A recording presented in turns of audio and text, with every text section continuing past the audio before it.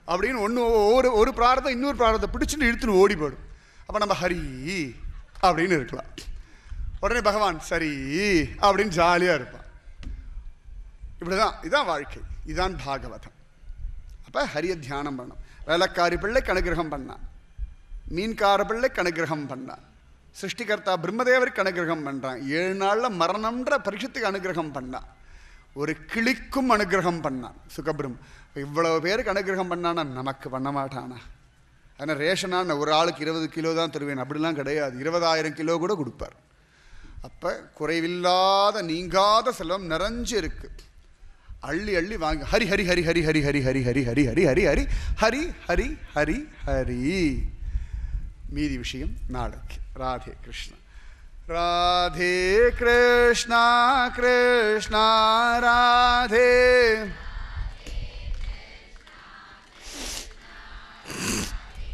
Radhe Krishna Krishna Radhe Radhe Krishna Krishna Radhe.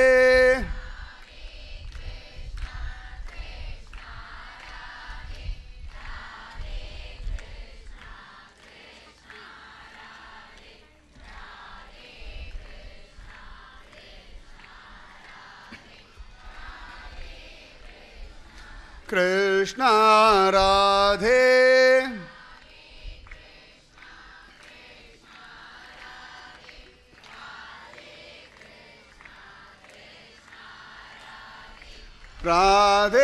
Krishna Krishna Radhe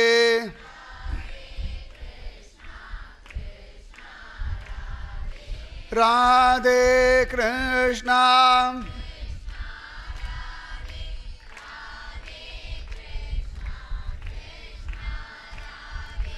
Radhe Krishna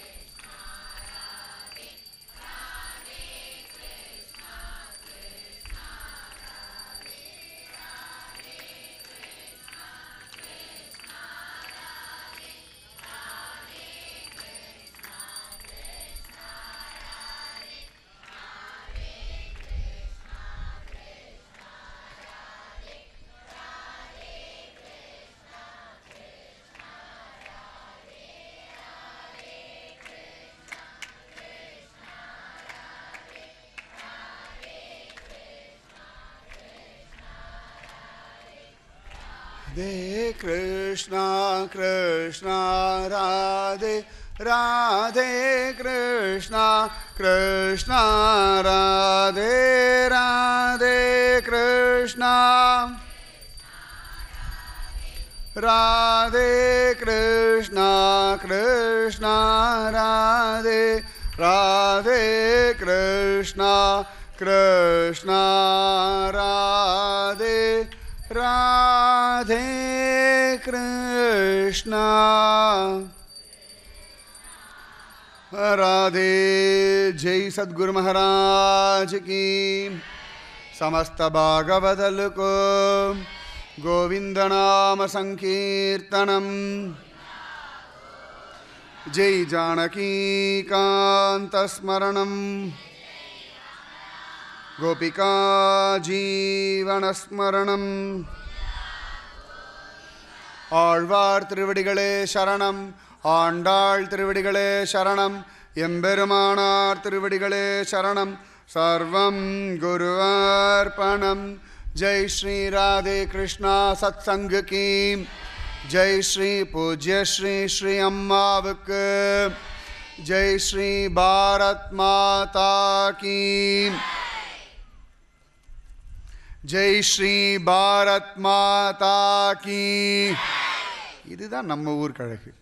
Jai Sri Bharat மாதா கி லோகா சமஸ்தா சுகினோ பவந்து லோகா சமஸ்தா सुखिनो भवन्तु लोका समस्ता सुखिनो भवन्तु ॐ शान्ति शान्ति शान्तिः जय श्री इंदु माता की जय श्री ताम्रभरणी माता की जय श्री विट्ठल कुड़ी की जय बोलो श्रीदेवी भूदेवी समेत श्री वैकुंठपति स्वामी की सर्वत्र रामानुजनाम संकीर्तनम रामानुजा ராமானுஜா. இன்றைக்கி ஆலமரத்தோட விஷயம் 3 சொன்னேன். ஒன்று கிருஷ்ணன் ஆளிலையில் படுத்துட்டு இருக்கிறது, இன்னொன்று சிவபெருமான் ஆலமரத்துக்கு கீழே உட்காந்து உபதேசம் பண்ணுறது, இன்னொன்று ஆலமரத்துக்கு கீழே உட்காந்து சுகபிரம மகரிஷி பாகவதம் சொன்னது. சரியா? அதனால் நிறைய தியானம் பண்ணுங்க. ஆலமரம் கிளி நிறைய விஷயங்கள் இருக்குது தியானம் பண்ண. கிட்டத்தட்ட பாகவத்தில் 3 ஸ்கந்தம் முடிச்சுட்டோம். வேக வேகமாக சொல்லிகிட்டு இருக்கேன். கிருஷ்ணலீலா நிறைய சொல்லணுன்ற ஆசையினால் பகவான் நடத்தி கொடுப்பான். ஜாலியாக ரிலாக்ஸ்டாக ஆனந்தமாக நிம்மதியாக வருத்தம் இல்லாமல் பாரம் இல்லாமல் இருங்கோ. இளைப்பாறுதல் தேடி நீங்கள் போக வேண்டாம், உங்களை தேடி அது வரும். ராதே கிருஷ்ணன்.